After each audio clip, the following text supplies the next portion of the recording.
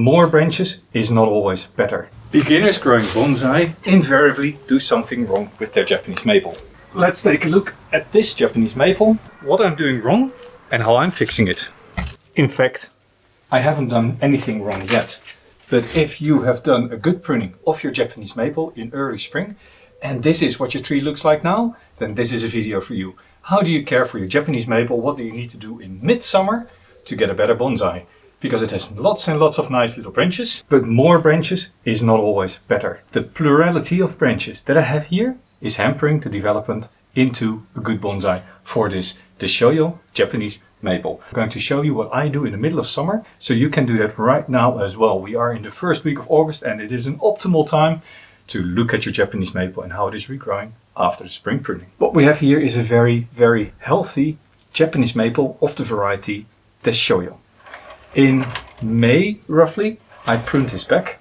I had long runners on here and I pruned everything back. Then I thinned this tree out so that the canopy became nice and open. What you now see, there's lots and lots of back budding, more so on top than at the bottom.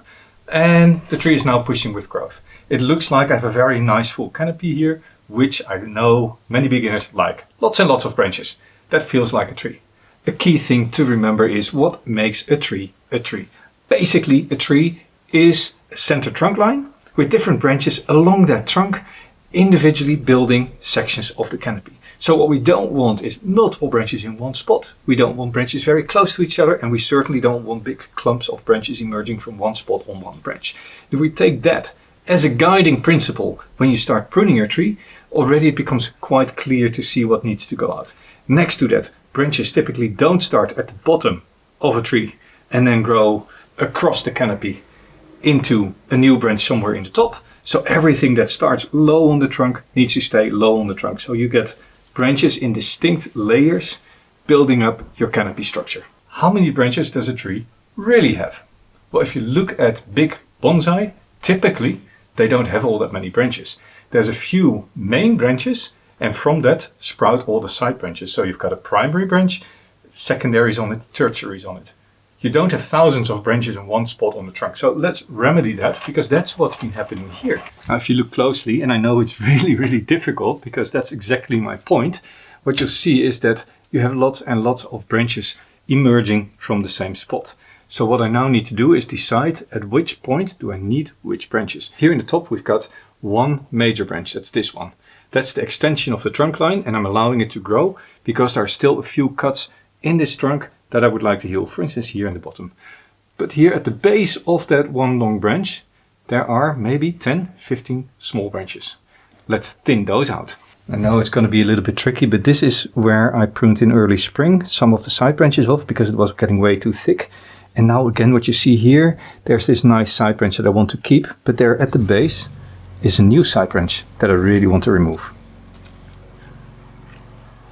Turn the tree a little bit so you can see a little bit better here what's happening on the other branch. So this is where I pruned, right? And this is where I just removed a little side branch, but here you have a side branch that I left on, because in the top I don't mind if there's 3 in one spot as long as they don't get too strong. What I now see here is there's this branch here that's come out at the bottom, and it's actually very long internode, so I just want to remove this one. It's still young, so I can just flip it off. This threatens to be a side branch as well, so I remove that. Then I've got a nice little side branch here in the back with short internodes. Also with a leaf here that is not clear whether it is going to be a bud, but let's remove it. Here, this I don't really want to extend. So I'm pruning this one back. And this one in the middle is actually getting quite heavy now. So now I've brought it back to 2 branches on this side, and this I also don't want to extend. And here, of course, also I don't want this to extend. And then we look further down, which you can't see, but I'm going to flip it around again. So early this year I removed a little branch here, and now it has sprouted again. So I'm going to remove these little side branches that sit here just at the cut.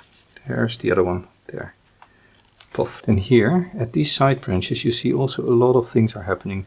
A whole cluster of little side branches. I don't want that, I just want one side branch. So remove the whole cluster. This is now thinned out. There is still buds here that can start growing, and I've got this side branch. Then here, up here, you see the same thing. At the base, a little bud. Pop that right off. There we go. And then this comes from down low.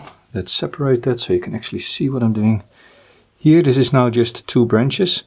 I don't want this to fatten up. I actually want to go back to these buds here. But if I cut this here, this is still too young, might result in lots of budding here. So I'm just going to cut it further up and leave 2 leaves in place. And now that we have cleaned this up here, I can now go further down and look at these sort of branches and look where all this comes from. And it is quite tricky to see. It is quite busy, but I'm using the basic rule of I only want 2 branches in one spot. Branches that clearly come down, like this one I'm going to take off completely. I try to cut as little as possible at this point. All the fresh growth that is not woody yet from this year, I can just pluck off, and that will reduce the back budding eventually. Everything at the base is removed. Now here is an interesting location. There's a tiny little branch sitting here on the trunk.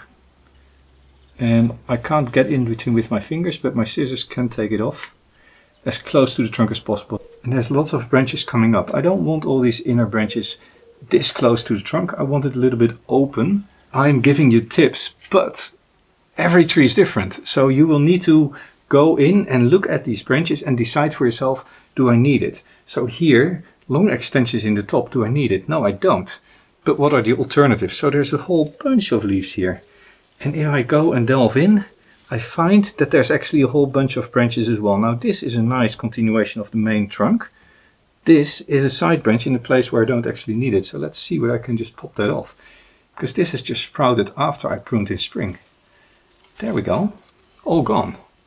Now this of course is an ideal cutting. If you wanted to, you could pop this in rooting hormone.